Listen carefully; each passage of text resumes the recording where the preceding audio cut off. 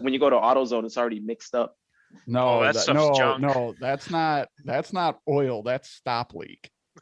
Oh, is that what that is? Yeah, And you do not put that in your truck. Don't use stop leak. Yeah, no, that ruins that. Yeah. A, ruins your system, and B, ruins my AC machine. So if you see the AC Pro shit in a can at Wally World and you're like, hey, I'm gonna put this in my truck. Oh, Just think about it, because I might that stuff never has worked. No. By the time everybody watches this podcast, you are going to see the video that I made that Matt is talking about. Without further ado, welcome back to the Powerstroke Tech Talk podcast. This is number 34, and we have a new guest tonight with returning DS Matt, Cody, and the Gas Man. We want to let you guys know we appreciate you watching. We appreciate you listening. Make sure to check us out on those mainstream podcast apps, Apple, Spotify, Google, all of them. Excuse me. But everybody's hopes doing good. We don't have any ailments, I don't think, to speak of, except for today's video that came out that I just made or released rather, for the 1 year in, just over 10,000 miles in, and so far right now I'm getting some pretty good feedback. A lot of people have been reaching out on social media telling me how many miles they got on their vehicle. What dude's got 50,000 miles on it in 1 year. Holy crap. I know I just did have the million mile truck in here, but golly gee, that's a lot of miles. It's pretty good. Yeah, that's pretty dang good. But Mr. Chris, Mr. Gasman, tell us what do you what tickles your fancy over here onto the Powerstroke Tech Talk podcast? Well, we do the podcast, or the like we were talking earlier, the SPE, petcock for the fuel waters, coalescer drain. Version 2. Have you seen version 2 yet? No. Check out version 2. Yeah, it's what's the difference between version 2? Actually, let me see if I can pull that up really quick, because I was pretty impressed with what version 2 looks like. Did they give an option for like a hose hookup? Would be kind of nice. Yeah, let me show you. So here, okay, that's version 1. Let me actually go to, that's version 1. Where's version 2? So you guys are talking about the water separator? Mm-hmm. Yeah. It's funny you bring that up, because I was just thinking with where I'm, and you'll be able to elaborate on this, but I'm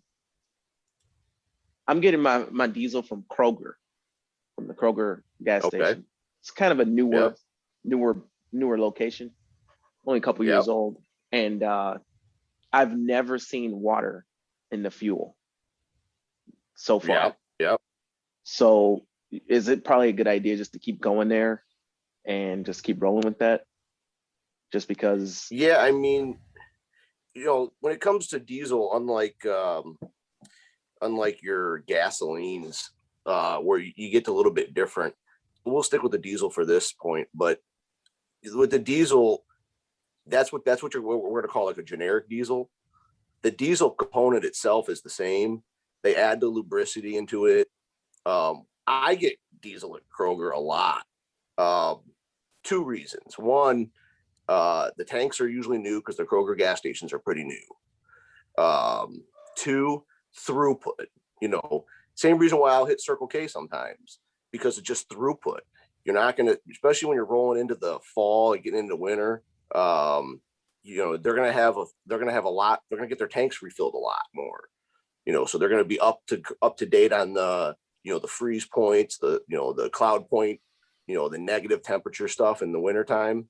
And it just bottom line throughput. It works really well. Yeah, look at that. Completely different. So that will actually fit into the pop bottle or glass jar. You're not making a mess all over the place. That's cool, because it's more than just aesthetics. Well, I guess the other one had an issue. I guess they break. Well, that's OEM. the factory one. They straight up have it listed as a Gen 2, hard to say, Gen 2 17 to 20 fuel water drain. So I'm actually really curious to see. You know what? Speaking of the SPE and fuel systems, my coworker got his hands on their trash kit, right? Yeah. To keep if your pump lets loose, to keep it from Disaster going kit through the system. Dude, that is a nice kit. Like, they did a baller job with that you don't have to hack apart any lines or anything. Right. The problem with that kit is on our trucks is how many, Powerstroke 6.7 liters have we seen where the CP4 pumps, pooped the bed and took out the fuel system? Not that many, and we compared talked to about how many Duramaxes. Right. I think Ford was smart enough to use a lift pump.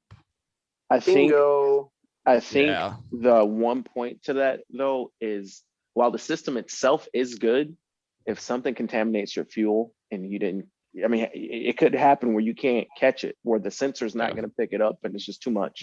Well, I mean, So- Chris can comment on this. If you get bad fuel, it doesn't matter if you have that kit on there.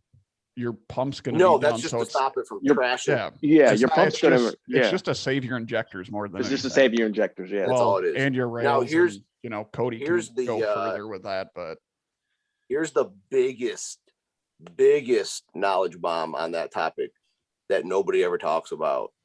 Did you know, and I don't know, this could vary from state to state, did you know that if you get bad fuel and it trashes your fuel system, you can claim it on your car insurance? yeah. Claimed a lot of systems on car insurance. Yeah. So a buddy of mine had that happen with his Duramax, and the mechanic claimed it that he had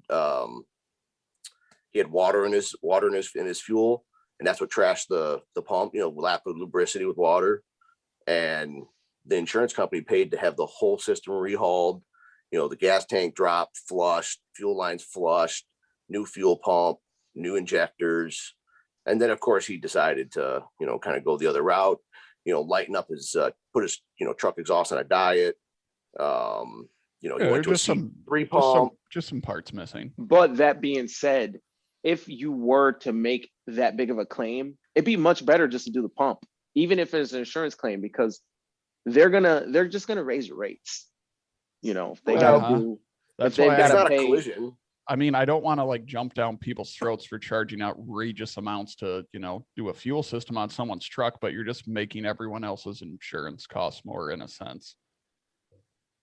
Well, definitely going to make your own insurance cost more, because they're going to look at that claim and they're going to say, well, let's just raise his rates. Yeah. What are the odds that this I mean- ding-a-ling's going to put DEF in their fuel tank again? Yeah, I mean, the insurance companies do track the amount of money that they spend on your claims, even if it's not your fault. Even Now, if you have, like, a comp claim. here's another point though. It's probably not a good idea to be getting a little bit of fuel from a bunch of different places. But if something took out your entire fuel system, I wonder how much liability is on that fuel station. I've had him go after the fuel station. Yeah, we've had claims where we've had customers go after fuel stations and they paid it out. What I'm That's curious why- to see is the video that I got coming up as well about a truck I got in who had put DEF in the fuel system, and I actually took apart the CP4 on the bench, showing the internals, and I've never taken one apart before, and I was really able to see the crank inside and where the rollers are rolling against that, and it's going up and down in this bore. If this is not rolling and turns in the bore, so now you have metal to metal, what is keeping this locked in its bore? Nothing. So I can see if that were, what would make that dislodge or twist? Air, maybe? Or machining is the only thing I can come down to, was that that crank isn't perfectly flat, or I don't know, Cody, are those supposed to be perfectly flat, or do they have a taper on them or a concave to keep the roller on the piston like running true and square so it doesn't spin? I honestly have no idea. I'm waiting to see his video too, because I want I to know. see I need to literally see what you're talking about. I know that I've part of the Ford Tech thing on Facebook, and there was a couple of dudes who had pictures of CPs broken in half. Like, I've seen that. What happened? That happens. And that is obviously not good when I see that and think of my own vehicle, but yeah, I mean, like what happened? Like, what those were the customer probably experience? the earlier models, but I've seen it on new trucks. They also can set a 16 code because it spins crank gear. If they lock up.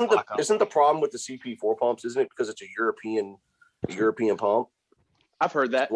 I've heard that it was designed with European fuels. Right. Okay, that's what I get into. Yeah. So they inject. So what I've been told is that they inject a higher percentage of lubricity into the ultra low sulfur diesel. What are they injecting that's making it? That's what I've been told, but I can't. So they're injecting more of it.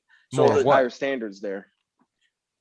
Okay, so if you were in diesel, say about 12 years ago or so, when we made the switch in the United States, at least in this section, in the Great Lakes Midwest region, California may have been ahead of us. They usually are on this type of stuff. We made the switch from low sulfur diesel to ultra low sulfur diesel. Yep. And the problem with that is that the sulfur is the lubricant in the fuel that lubricates fuel pumps and injectors and all that kind of stuff. And when you took that out, they took it out for environmental reasons. 2008. Is that what it was? Yeah, I don't really remember. 6.4. Yeah. And when they took that out, they have to replace that with something. So the industry, in my industry, we inject a lubricity into the ultra low sulfur diesel as it's being filled into the tanker trucks. So, when you see those big above ground tanks, that's why there's variations. Not in the lubricity that's mandated, because you have to have the lubricity in order for everybody's trucks not to seize up. Are they always putting the same amount in every time? Yeah. There's always the same amount. It's a regulated thing. Oh, okay. It's mixed into the semi truck as it's being filled. No kidding. From the big, so you have those big above ground tanks that you see in various places. There's none out, right where you're at, Aaron. I don't know about Matt out. I've never seen them in person. No. I've only seen them in video. I don't think we have any refineries or. Isn't there ones by the airport? Yeah, there's a bunch by the airport. There's a few different companies out there by the airport. A lot of that's to service the airport, not all of it, but a lot of it. So a lot of that's for the jet fuel. No kidding. There's even a couple over in the we'll say in the city next to the airport that even holds airplane de-icer. Used to hold petroleum products, but now holds airplane de-icer, which is kind of funny. But no, so anyway, the lubricity added into the diesel, the variation between the United States, I don't know the exact numbers. I don't deal with European fuels, right? So that is what I was told was what was killing the CP4 pumps over here.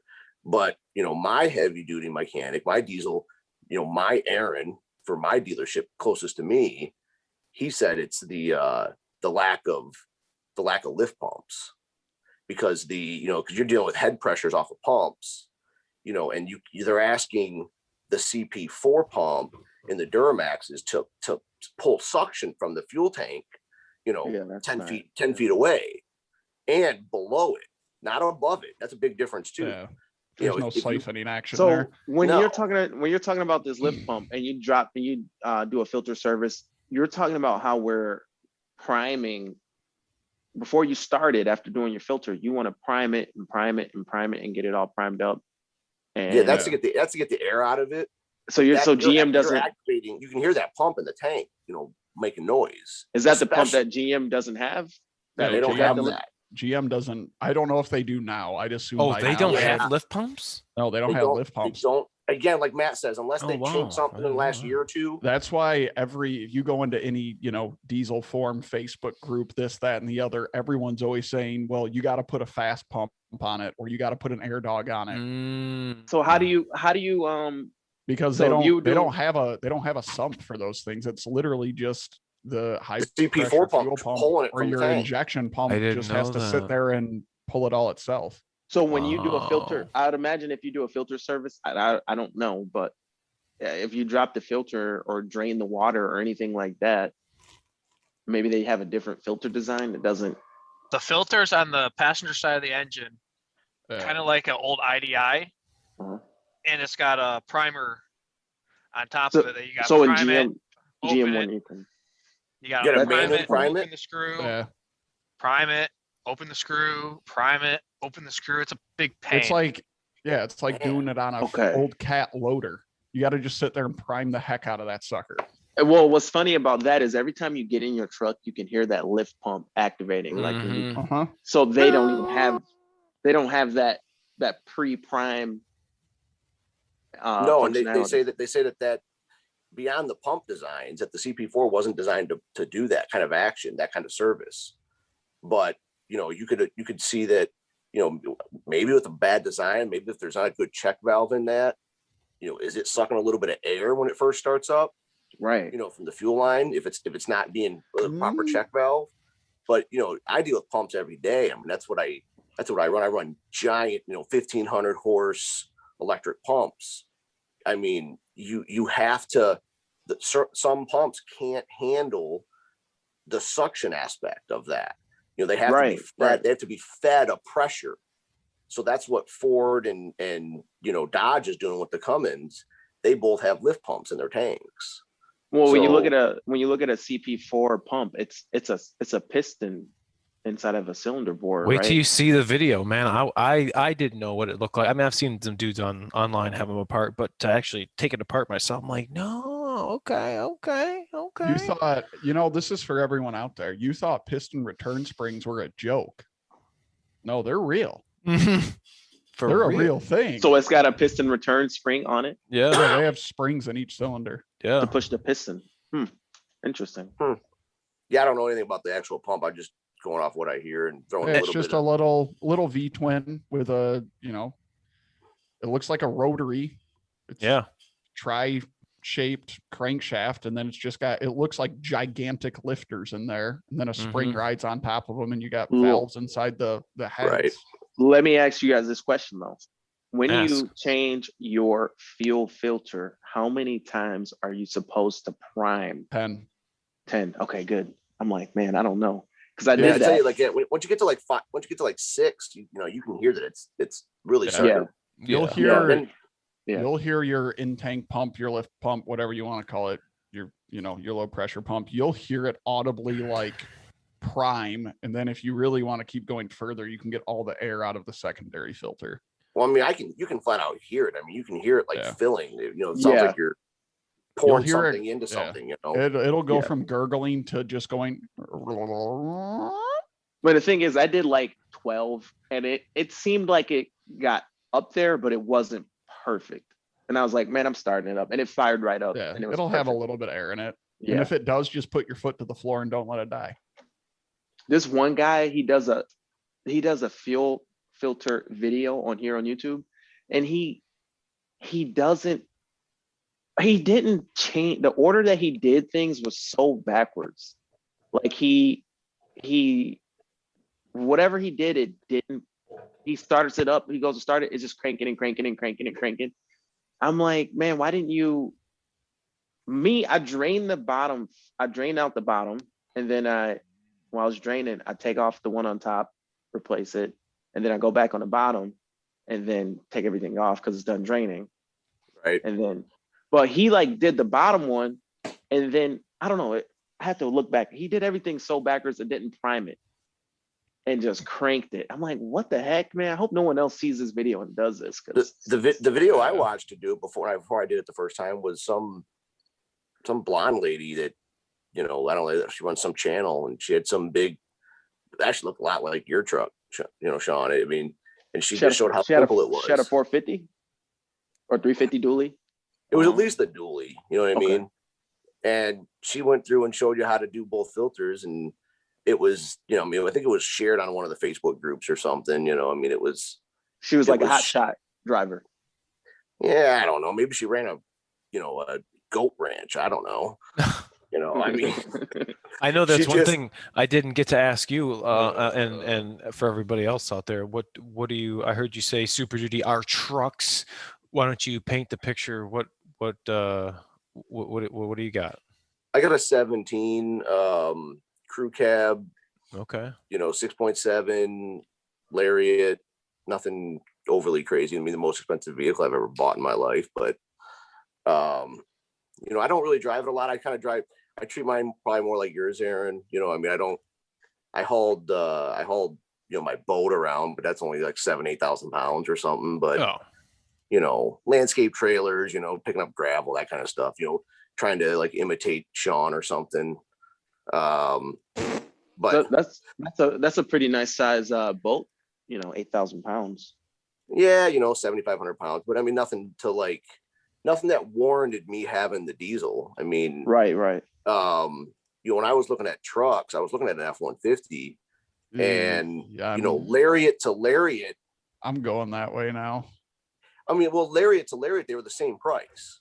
Yeah, you get into the Gasser Super Duty for the same price as the Gasser, obviously Gasser, you know, F-150.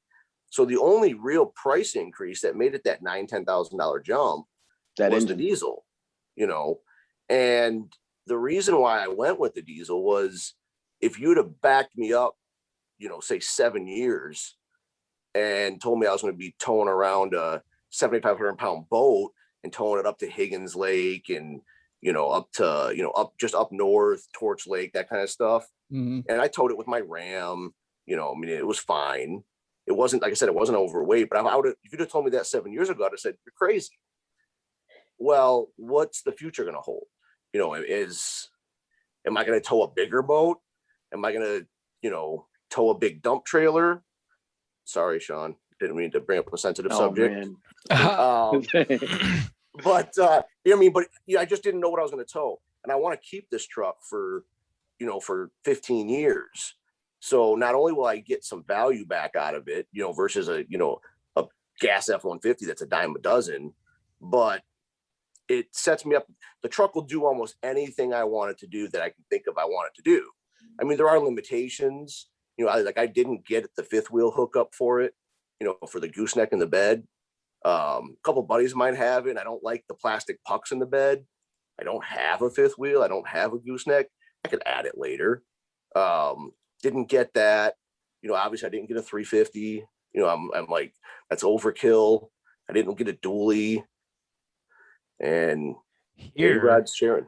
Here is the insides of our high pressure fuel pump. This is that's the piston there. Piston return spring. Right here. And it is no joke. It is really, I told you, would I lie to you? He's not lying. But this is what I was talking about right here. If this were to twist in the bore and not roll actually on the crankshaft inside, that twist, it looks like it's oval. There's nothing to keep that from spinning. No, it's round. But isn't that ovular? It doesn't look round. It's round. This is but how much spring tension? How much spring tension is that? I don't know. Like that's a pretty stout little spring. Yeah, when you see me take it off in the video, so you bolt the bolts kind of hold that down. Yeah, there's four screws, 4 Torx that hold like the head onto the actual CP4. Once you put that in there, it's not going to be able to rotate because it's that spring tension is keeping it flush against that cam profile, so it won't be able to rotate unless that spring lost vibration. But that spring's putting pressure on that They're failing. Are they rotating? That's what I want to find out. I'm gonna say it's got to be a flaw in material. That's what I want to find out. I say next time you get one that's customer pay, find out. Yeah. I want one that's split open. That would be awesome to see. But the thing is, you got to find one that just died on its own. You can't have one that had obvious contamination, because the contamination ones aren't going to tell you anything, because we already know like water isn't a good lubricant, right? Water doesn't lube. I mean, it does depending on your application, but that's a totally different podcast. Never seemed to work in the hot tub. Okay. We went there. Okay, Chris, I got 2 questions for you. Shoot. You were talking about lubricity and diesel fuel. Is there anything that they're using as like a tackifier to keep it on the pump? Like, to keep it on the pump?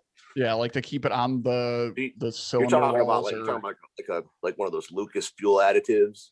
Kind of, because like in diesel oil, they'll add tackifiers just to keep it clinging to cylinder walls and bearings and parts and whatnot. I think there's probably something in that in the diesel itself. When I get the pre-shipment, we call it, which is 2-page from the refinery, the 2-page document, and it gives you a lot of stuff, a lot of information, words you can't pronounce, numbers, ranges. I don't know which one of those would be that. It's nothing that I would ever test for. We test for sulfur and flash, which is the temperature in which, if you heat the fuel up, in which the vapor ignites. Yeah. You don't want it to be too low, you don't want it to be too high. Right. It's too high. Too high is not that big of a deal. Too low is concerning. Too low is the issue. Yeah, I mean, back before we got into ultra low sulfur, the Detroit refinery, they used to put out like 165, 185 flash point.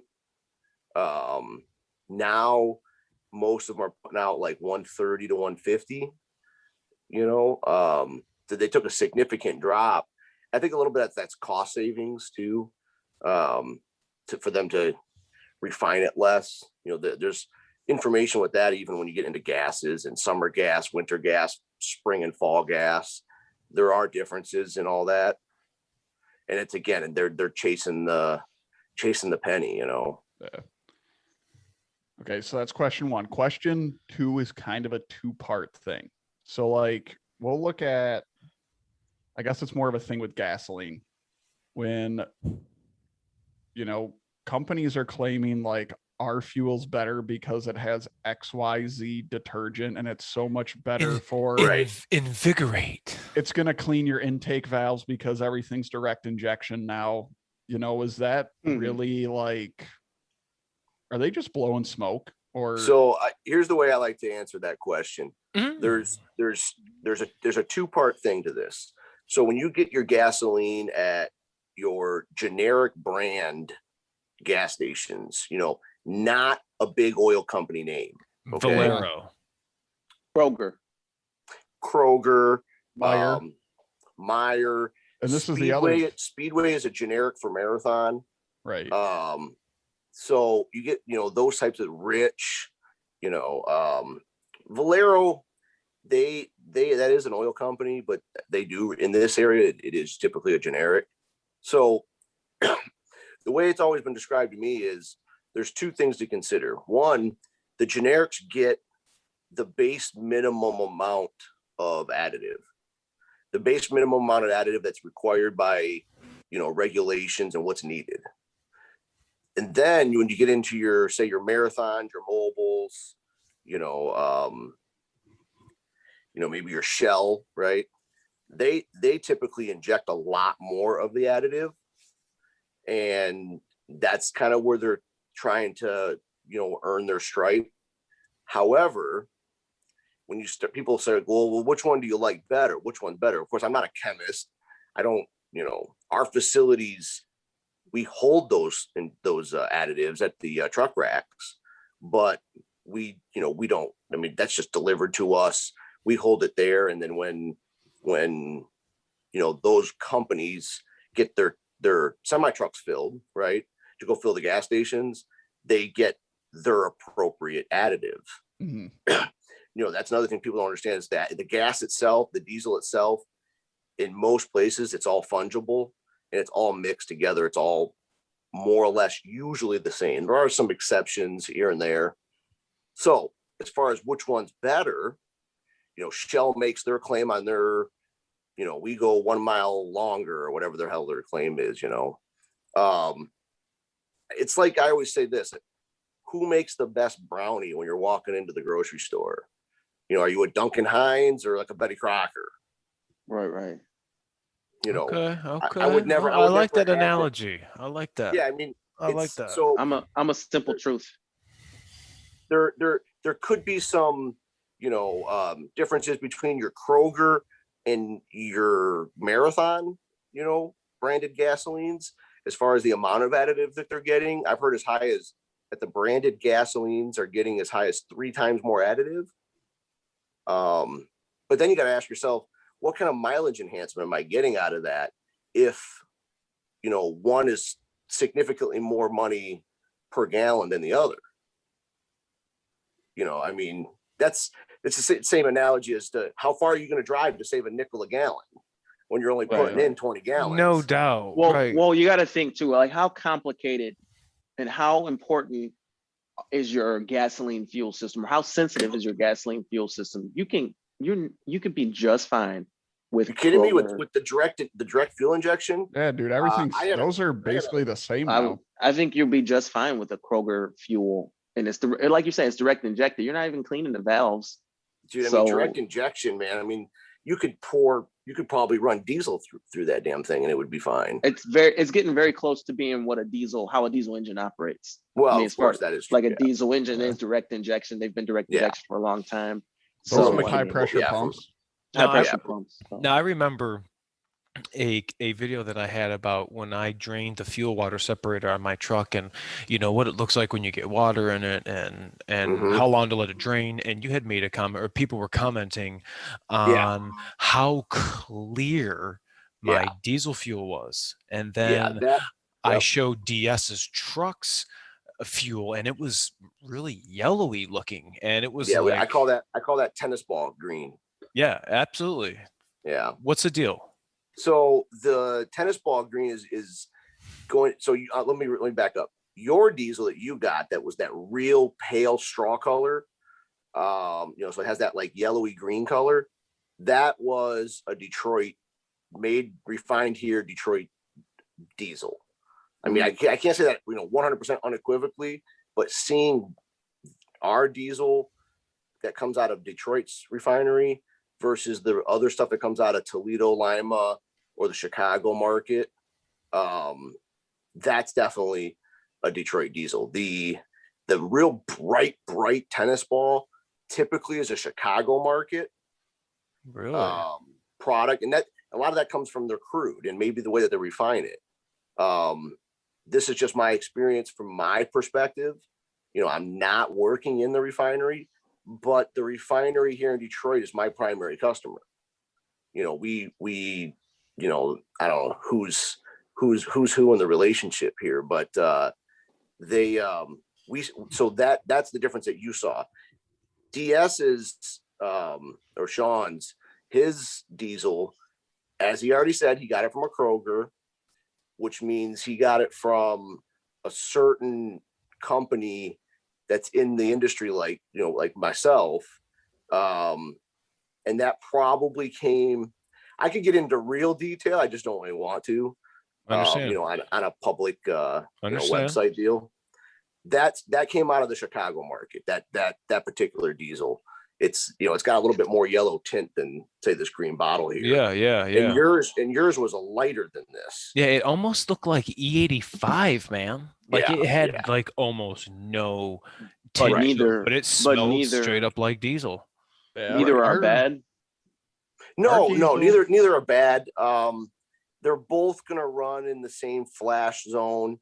Didn't you say one was cut with more kerosene or something? So, or well, no? Before we go down to that gets into the winter blend stuff. I will say this, that there is the greener stuff, and it's not by color. I'm not saying it's by color. I don't want anybody to attack me on that. Yeah. The Sean stuff that he had in his typically has a higher ppm on sulfur. You know, that stuff will be running, stuff that I've been seeing typically runs in the 12 to 15 range.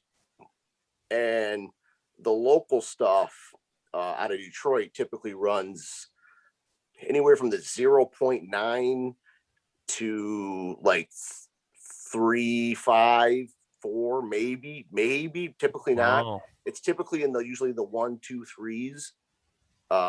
That's not to say that it's any different. I mean, theoretically, you know, a little bit more sulfur would be better because, as we said before, the sulfur is a lubricant. But this is all pre-lubricity added to the diesel. This is at the base diesel product, you know, and then they add the lubricity later. They add the lubricity before it goes into the semi truck, and then from the semi truck obviously dumps into the gas tank before you put it in your gas tank. Wow. So if you're gonna get into the jet Caro additive, that's when you get into the winter blends. So, you know, our diesel fuel in the late fall, you know, runs at, you know, probably, you know, 0 to 10 degrees where it's going to start to get cloudy. And they test for that. They literally just like, you know, make the diesel cold and check for that. Then there's cloud point and pour point. Cloud points when it just starts to actually just like I said, it gets cloudy. Pour points when it actually starts to lose its pouring ability, where it starts to thicken up. Wow. As the season progresses, and this is one of the things that you remember when Texas had their big cold snap and their snow here, you know, a little bit back. They ran into this problem. There's you know, everybody saw all kinds of guys. Man, they couldn't get their truck started, right? Their stuff was all gelled up because that area isn't set up for, you know, the cold snap. If those guys would have been, you know, prepared, maybe they could have had some, you know, poured some additive like we all have to run in the summer, in the deep winter, you know. But so they start adding the refinery will start to blend that to a lower numbers. And they typically add a little bit of like kerosene or jet fuel. There's really no difference between kerosene and jet fuel other than jet fuel has to meet a higher standard. For example, the local refinery here brews just one. They brew it to jet standard, and then they can sell it as both. If you brew it to kerosene, you can't sell it as jet because it's not going to meet all the specs. And jet fuel is super regulated. I mean, every single time you transfer jet fuel from a tank to a tank, it has to be tested by a third party. So what? Yeah, I mean, you don't want planes falling out of the sky. Oh, that's true. That's true. So the other thing that they add to, so the refinery will blend it to a lower pour point. You know, they'll get it down to -10, -30, and then and this does change a little bit in certain areas, right? Certain areas of the country. They can also add at the truck rack again. They can add cold flow additives. Some truck racks, they can actually inject more number one fuel, more kerosene or into the fuel to try to lower that pour point, lower the gelling temperatures. The problem with that is the BTUs in diesel, BTUs being the amount of energy that is, exerted when you burn it. We have like BTUs with our furnaces, right? Yep. Different reasoning for that, but the amount of BTUs in diesel fuel is significantly higher than kerosene, like way higher. So when you blend kerosene into your diesel, you're lowering the overall BTU content per gallon or whatever the case is. Your engine needs that heat. they do the same things in gas, but not the same chemicals, not the same products. But when they lower the BTU content, so if you had a gallon of diesel and your BTU content was say 30,000, and you blend in a little bit of kerosene that's 10,000, you're lowering that BTU content.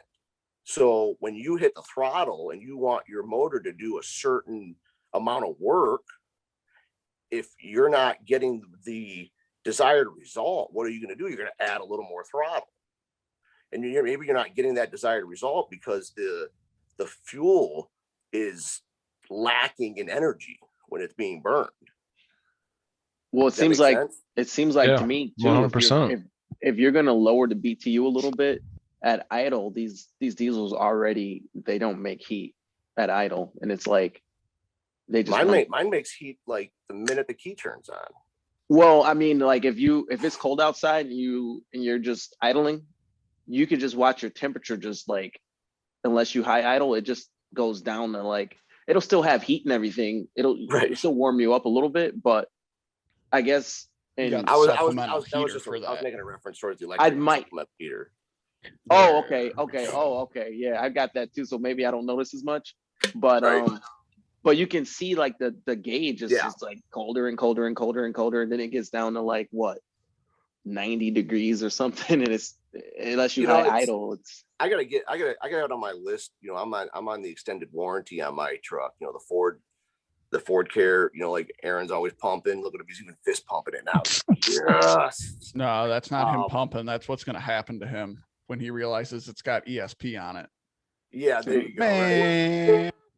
Oh, give it to the next guy. I don't think my block heater works because it just plugged in, unplugged. It don't seem to make no dang difference. So what you got to do? Are you plugging it in that? I'm sorry. What temperature? Like out ambient air temp? Because I have heard. I don't plug it in until it gets really cold. I mean, we start getting down to like 10 single digits. Cody, can you back me up on this? Will those not work unless it's under 0 degrees? I believe they work no matter what. They work no matter what. I haven't heard that. It's just a circuit. Someone told me that there is a resistor in there and blah, blah, blah, blah, blah. It won't work unless it's under 0 degrees. Mine works over 0 degrees. I disagree. And I called shenanigans on it fast. It says that in the owner's manual today. It's not needed till below 0, and it's not needed for anything longer than 3 hours because there's no thermostat. It's just once it gets to 3 hours, it's at full temp regardless of how cold it is. Right. So I think that's where that kind of comes from. There's two things you got to do. Number one is you can turn on that thing on ForScan, so it'll tell you your temperature. I don't know if you've done that yet. I have that. So if you have that on before you even start it up, if it's plugged in, you should see that number being at like 100 degrees. I used like a Bluetooth, some cheap Bluetooth dongle into my OBD at work. I plugged it in there, left it in there when I, went into work, and got close enough to the truck to read it with the block heater on or with the block heater off. There was no variation in coolant temperature. What year's your truck? Must not be working. Have you had the block heater recall done? Yeah, like all 6 of the block heater recalls. Yeah. So you have the new cord. Yes, I have the new cord. Maybe someone didn't put that cord. Yeah, maybe they just didn't plug it in. Right. No, I mean, I looked at it. It's plugged in.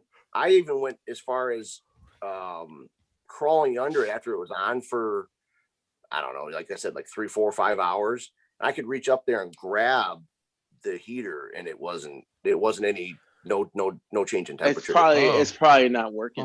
You got a different element. Yeah. So that's on my list because it takes my truck. I can run it for 15 to 20 minutes at idle at home or at work, and it still takes my truck about 7 miles down the highway to get to full operating temp. Wow, that's quick. Yeah, I was gonna say that's pretty. That's quick. My test drives, it's usually 7 miles. Idle. 7 miles, and I can get the thermostats open. Yeah, I can run my truck for like 90s.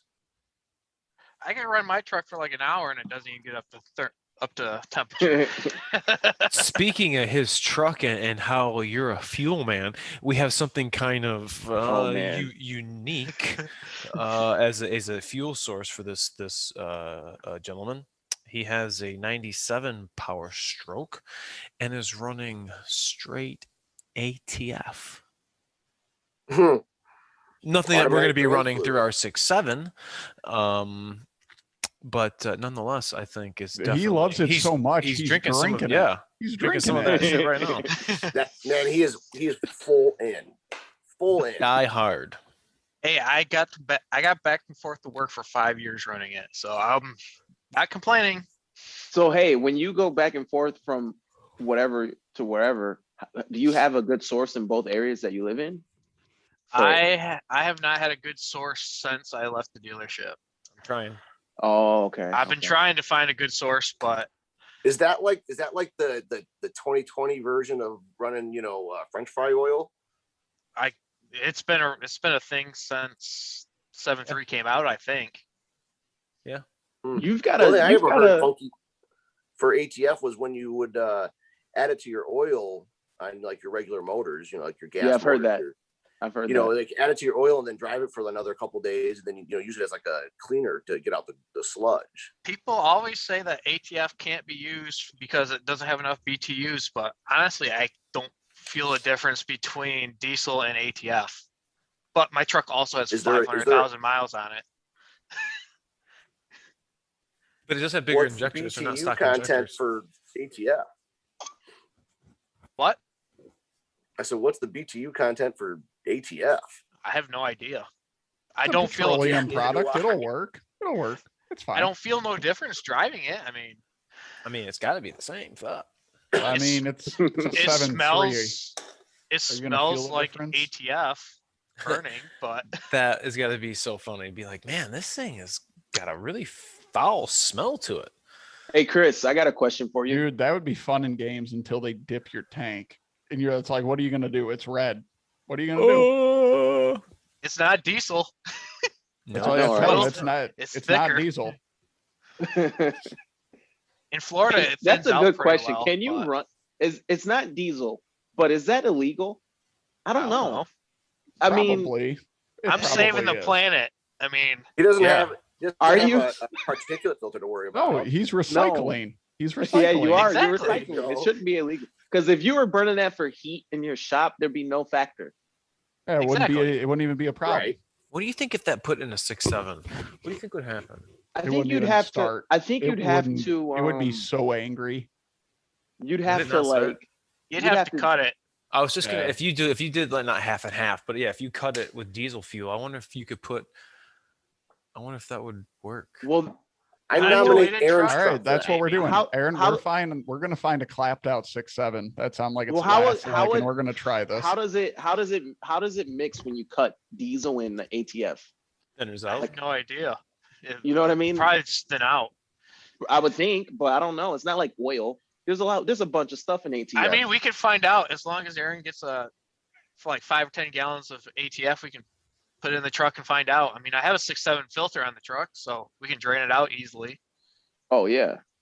So I mean, we can find out. It's not that hard. I just need about 10 gallons of ATF. I'll have to get some pictures up maybe on my Instagram, or Cody can do it his. He has, I said it's a 97, but has an 11 through 16 frame mounted fuel pump from a 6.7 with the quick disconnect lines, and has totally eliminated the old pop can fuel pump, or for his sake, the Engine Valley fuel pump, because those are obsolete. You don't like those things just leaking all over the place? No. That's the only reason why I replace those. That and they didn't start. That silly O-ring that has to go on a certain way. Or getting stuck in the block when you're trying to take it out. That is never good. I know the It'll happen. I know we have a. That's awesome. There it is. Oh, need I even say? Do you know? Jeez, oh, Pete. Do you know how upset I get when I go to do a filter change on 11 through 16 and I see that they cracked that cap? Know how upset I get when I do Hell, they filter changes on the over-tightened it. later trucks? That's got that stupid bracket underneath of it. Oh, with the little 8 mil. Yeah. Oh my goodness. Oh no, this one really pisses me off. The Don't get Illuma me Duty started. trucks, when they have a transfer case skid plate. Aaron, what's your success rate for getting all 4 of those bolts out? I got to use my mini ductor. I ain't even looking around. You get them out every time? If I use my mini ductor, I got to start doing that because I don't know who the butthole was that decided we're going to use speed nuts with Loctite. if I That was use a my good mini idea. ductor, I can get them out. If I just go up and try to hit them with some map and, hey, I'll just get it out really quick. No, ain't happening. Go No. get the mini ductor. Just go get the mini ductor. I will keep that in the back of my head because Hey, Chris. I have to hang that skid plate off of one of the bolts to get the last one out. Yeah, it's bad. How many things has that skid plate protected? How many times has that skid plate protected that fuel tank?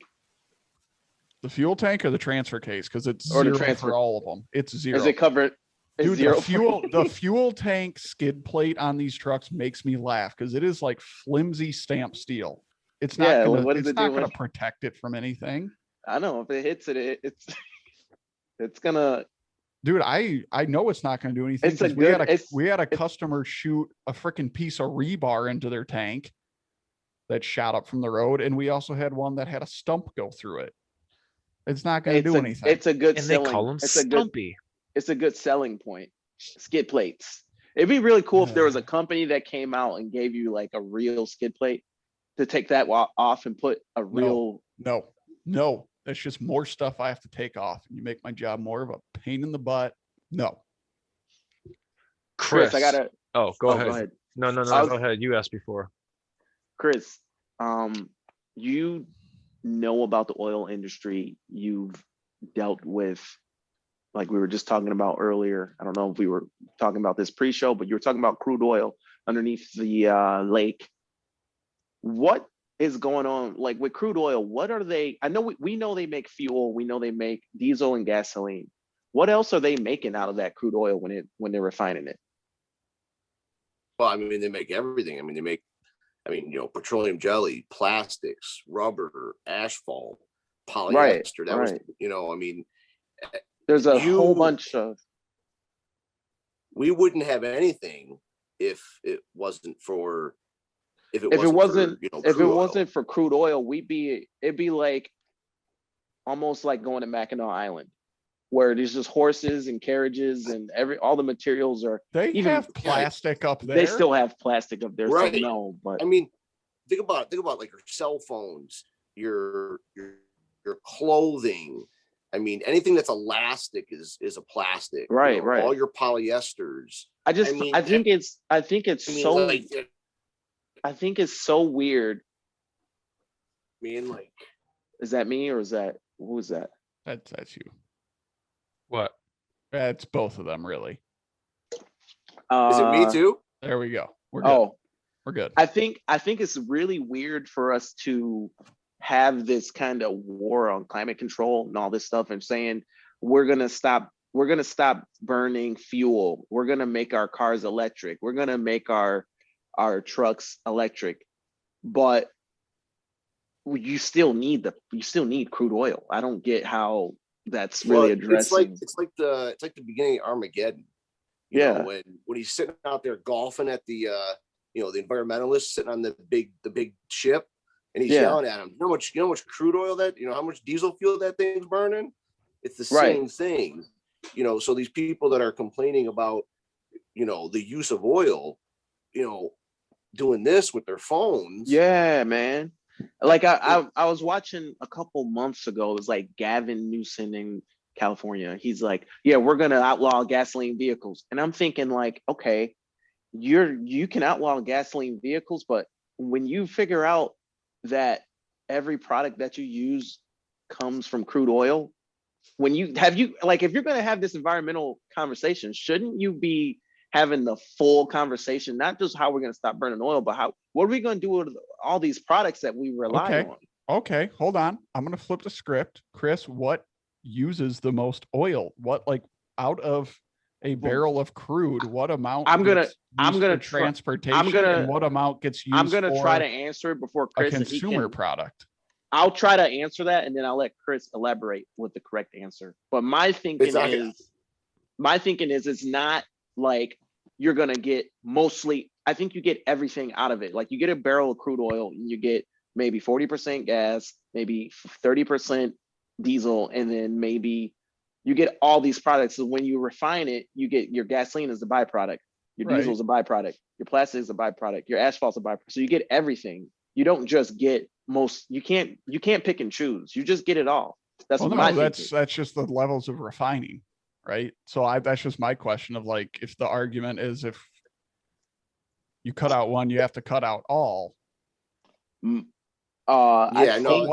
the percentage? Like how much of a barrel really goes into, making this? How many gallons of refined I think a very small diesel amount. do we need for me to get this? That's my question. Yeah, I mean, I'm not a petrochemist, right? But I will tell you that there are different types of crude. You have your heavy crudes and your light crudes. Your very which one comes from the Tyrannosaurus Rex, man? Lay it down. Give it to me. I read a study not that long ago that said that we always believed that was like, like you're saying, dinosaur bones, melting. Right. That there was something that came out a couple of years ago that said the idea that the crude oil is a limited amount in the planet that is going to run out. When we were younger, that diesel was going to, crude oil was going to run out. We're going to run out of oil. You haven't heard that one in a while, right? Probably been 12 years. Yeah. Right. Yeah, that's funny you say that. So now I think they figured out that it's actually, I think it has something more to do with magma and lava, and that it's actually created like other things that are created deep down in the pressures of the earth. Yeah, but again, I'm not a petrochemist. My thing is too, though, whatever process maybe started it, maybe it's continuing. I don't know what's going on. I don't know. That kind of goes back to like the law of conservation of mass. It cannot be created nor destroyed. So is there an unlimited supply? I don't know. Maybe at some point, but. So have any of you guys heard of the Bakken or the sand crudes that were over in like North Dakota and Canada and all that kind of stuff? Yeah, like tar sands. Yeah, the tar sands. Bakken crude. It was, a lot of it was called, or bitumen. Yeah, that falls in the same category. A lot of that was a very light crude. It looked like, we dealt with it at one of the facilities I worked at, and it was being railroaded across the country, put into a tank. We offloaded it at our facility, put it into a above ground tank, and then shipped it down south to, and I say south, I mean like Ohio, to have it refined. And it was a very, most crude oil that you see is a very tarry, thick, nasty. I mean, it makes diesel oil look like molasses. It makes it look like it's not that bad. So where the Bakken crude, and okay, so your heavy crudes kind of bouncing around a little bit, but the heavy crudes where you get a lot of your asphalts, your rubbers, that kind of stuff from.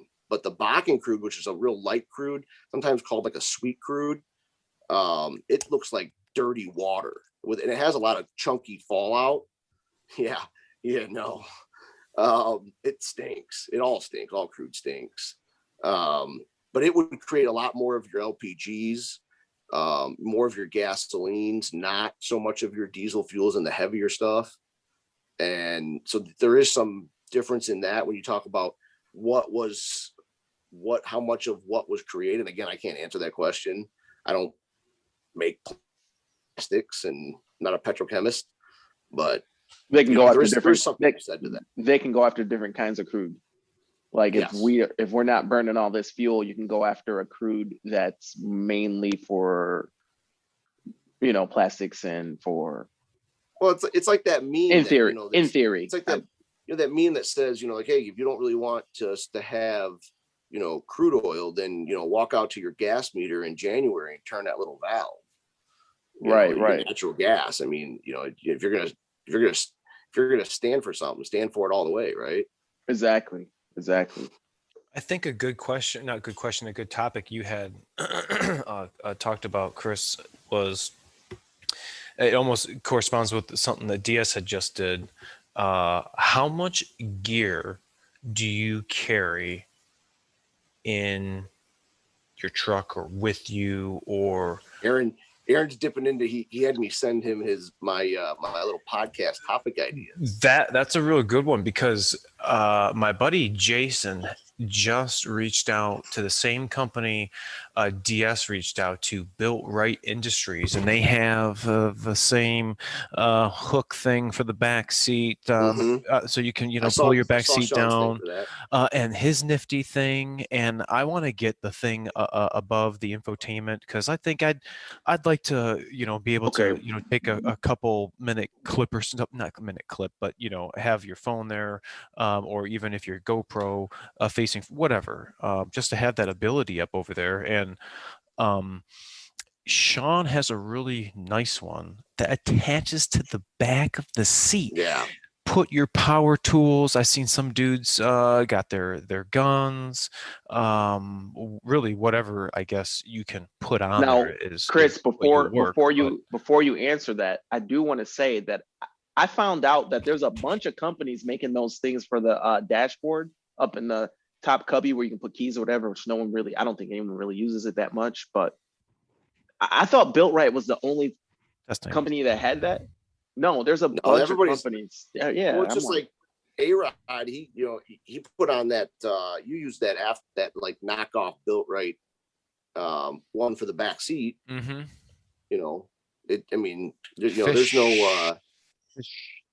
There's no honor amongst knockoff thieves. You know what I mean? My problem with the Built Right one is they don't have a phone mount to go with it. So if you go with the Built Right, they want you to use a different phone or a different phone mount. There's a couple of those other companies that have really good phone mounts, and they have the bracket that goes up in there. So if you're looking at the Built Right one, that one's good. But some of these, when you get a nice all metal phone holder with the metal, clamp, that's what I want to know. Like, how many guys? Let us know in the comment section who out there has the WeatherTech phone cup holder. Like it fits in the phone, the cup holder, but it's an actual phone holder. You know what I'm talking about? I'm sorry to cut you off, Chris, when you were about to answer that question. That question about the phone holder? No, about gear in your truck. Oh, you're fine. Whatever. We're dealing with technology, so getting cut off is kind of part of the game. I don't like. I'm like the last Boy Scout, whether it's in the the Harley or I carry one whole saddlebag in the Harley full of gear, tools and all kinds of random stuff, and in my truck it's on overload. I mean, the whole under seat storage compartment thing, I got it full of stuff. I mean, I have like a little mini air compressor. What trim level is yours? What's that? What trim level is yours? Lariat. Did you say Lariat? Yeah. He ain't scared. He works the truck. Yeah, I didn't like the platy stuff, so I didn't even bother with it. There wasn't anything in there that really kind of set off. I think you want a limited. Did you say how many miles are on it? I didn't know until the other day. No, I didn't. I'm only at like I think I'm like the other day I was driving. I think I'm only like 50 miles from 30,000. Oh, shoot. I only do like 77,000, 7,500 a year. Oh, okay. And then like the last year, ever since all the Rona stuff. Yeah. The wife's working from home, and I've been driving the beans out of her Escape because it's a lease, and she's not putting the miles on. So I'm gonna probably get shafted on that when I go to turn it in. So I've been driving the heck out of the little Escape, just buzzing around, you know. They're Damn, dude, they're I gonna never wind thought up about calling that. you and giving you money so that they can buy that thing back because nobody's gonna have any inventory. My Dude, wife's got a guarantee 150 you. with my wife's got a some off 150. Escape. Insane. Guarantee you. They're Yeah, I calling was me gonna now. say, Chris, if you're gonna Be do waiting for a anything, phone call. you need to buy out that lease because you are going to make more money selling that back to someone to Yeah. trade it in Matt, Yeah, check this than out. anything. Matt, I've got a 150 with like 6,000 miles on it. How much A you want for it? A 19. It's got 1 year left on the lease. How much do I want for it? Oh no, it's on a lease. Never mind. Yeah. Well, so like the wife's Escape, we get she drives 45 miles. Well, she did drive 45 miles each way to work, so we would lease it with 19.5 a year. Ooh. And she drove it for about, what was that, like would have been a year, not even a year. So it's a 19, so she drove it till like March of 20 heavily, like normal, and she was a little under mileage. That's fine. And then she hasn't drove to work since then.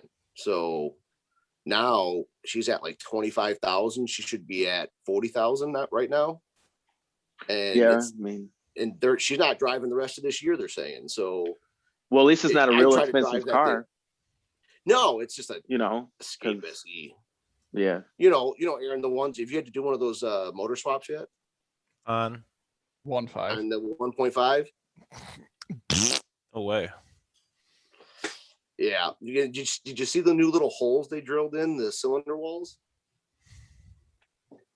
No. Mm-mm. Yeah. Yeah. Anyway, I don't mean to burst anyone's bubble, but those same silly miter cuts they put in the cooling jackets or the cylinder walls on the 1.5s that proved to work so good, they did that on the 7.3.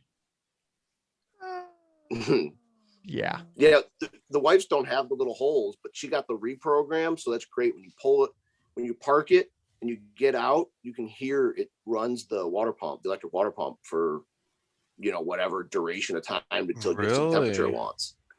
Wow, how funny is that? That was the reprogram that Ford came up with to stop them from having to replace like every single 1.5.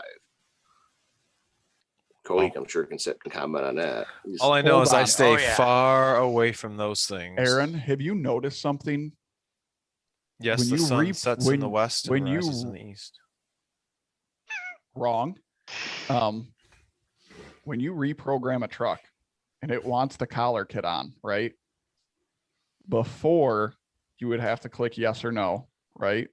Yes, sir. And if you clicked no, it would kick you out of programming. Yes, sir. Go test that theory on a truck now. No, because I know it's going to happen, and I'm not going to ask how we're going to fix that. I'm not even good on that road. No, it's going to let you keep programming the truck. Matt, have you noticed when you update all your modules on these trucks and you get to the what was that called, Aaron? Damn, I still need to do that. Cody, I need to know about this. I need to know why they're letting me program things without things that are supposed to be on there. So Matt, have you noticed have you ever, I don't know if you've done it yet, but when you do will you ask the question? You update everything and you reprogram the TC, what is it called, Aaron? The TCU. The TCU? Well, we reprogrammed the not just the TCU, that went fine, but we did the communication module. We updated the whatever that was. We did telematics. I think it was the telematic thing or something. I don't deal with telematics. We updated it. We just running through all the updates. It was taking hours to update. It just was. And so we had to, have you noticed that? I don't deal with telematic stuff. We successfully aborted and I'm going to resume that programming at a later date. We didn't have enough time. No, but we wound up doing the PCM, the TCM, all 2 NOx modules, the PM sensor, the BCM, the glow plug control module. The only thing that was left was a sync update, the APIM, and the TCU. So it was like, this dude's rolling with the latest software around. And right now, so like really that was, let's see, that video we made from right now was probably a month ago. So what do you think? How do you think it's been shifting? Oh yeah, it's been shifting. Think it's been any problems? I haven't noticed any issues. So You're not plowing now though. No, but you know what? I was still having issues. It wasn't major, but every time I would drive it to get up to operating temperature all the way warm, it would do some weird stuff here and there. So not just the like the skipping shifts, not just the knock when you were going reverse park, reverse drive. Sometimes it seemed like it was shifting weird. Sometimes it seemed like it was shifting at a weird point, and then it would engage hard randomly. I've done 4 Sean's and 3 others. I've done 2 because it's had that DTC, and I've done 2 that have been kind of like preemptive. They didn't have the problem, but it was built way before Sean's was built, and it was kind of like, well, you know, let's get some new software in it. Let's see if that changes, you know, any type of shifting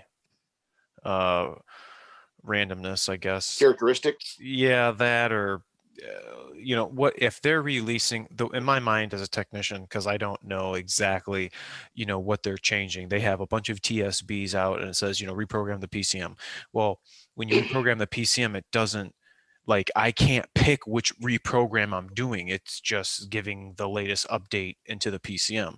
So like for me as a technician, when I see that there's an update for a module, something has changed, whether it's shift points, how long it's hanging in gear, the pressure, whatever. I feel that it would be only advantageous to the vehicle or the operator to have the latest software into the vehicle to help subside any type of abnormalities you're getting between 1 and 3 or 3 and 5, or, you know. I think a lot of the confusion for people who did not have the 10-speed in the F-150, getting the 10-speed in the Super Duty was like, oh my God, I see all these 10 gears. Why isn't it going 1, 2, 3, 4, 5, 6, 7, 8, 9, 10? Well, this is not a bicycle. It doesn't go 1, 2, 3, 4, 5, 6, 7, 8, 9, 10. It will, but it doesn't. Glad I got a 6-speed. I just keep my old school 6-speed just. It's pumping cool. Along. It's cool. The 10-speed's awesome. It's great. The 6-speed's a good transmission.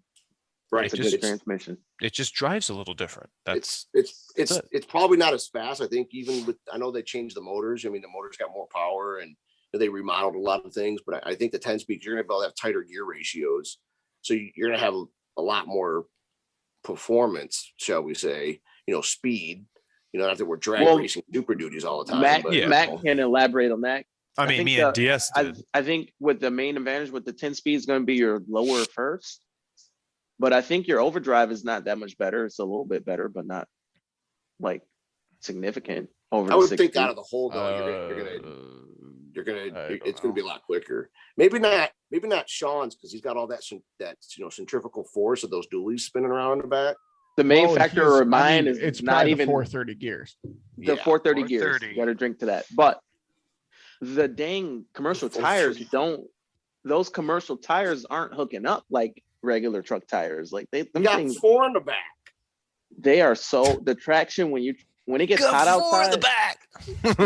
when it gets hot outside, those I don't know what the deal is with that rubber compound. It ain't trying to go fast. It's trying to hop and skip. That's not in the Continental recall, is it? I mean, I know that Aaron loves his Continental tires. I mean, Michelin's. You got the Michelin's. Okay. I got the Michelin's. Continental recall? No, I did not. No, I have Continentals on my 250. What's the deal with that? What's the deal with the recall for those? They're saying that the F-150s, some of the Super Duties, and the Escapes, that the Continentals, that they over-cured the tire when they manufactured it, and it can have tread separation. What? Is it their... I'd have to look into that and see if it's their heavy duty Continental tires or if it's their light duty Continental. You're good. Is it the light duty ones? It's not on your truck. You're fine. So Matt, what about my 250? I got the light. Matt with the knowledge drop. I don't know. All I know is your Continental HSRs that you don't have on your 450. HSR What do you? two. What do you? Oh, it's HSR. What do you? Okay. Well, no, hold on. What do you have on your dually? I want to say they're the Are they- HD. I want to say it says HD3. You but probably I have HSR. I don't know. You have HSRs in the Alright, front and here- HDRs in the rear. Those. No, mine are all four. All six are the same. Okay, so you probably have like a HDR plus or an HSR hybrid, but Hybrid. anyways, Hybrid. you're fine. It's Oh, the okay. passenger tires that they're worried about, and a few light truck tires. Yeah, it says for 2018 F-150s, 2018 through 2020 F-250s, F-350s, and 2019 Escapes with I've got that. Continental I've tires. got that 250 with Continental tires. I mean, like my wife's Escapes on it. So So what are they I doing? take it in Are they there. replacing all the tires? What are they doing? No, this is they're going to inspect and replace as necessary. Yeah, they got to check the Oh, DOT code on it. Okay, so my tires are pretty well worn. So if they were going to Be give nice me to get It'd be nice for those to have that right code on there, right? I know, right? New tires. Well, folks, I think this would be a great time to wrap it up. I know I'm getting tired, and we are definitely. I don't know. We're done. I don't know. We're done. You could stick a fork in us because we're done.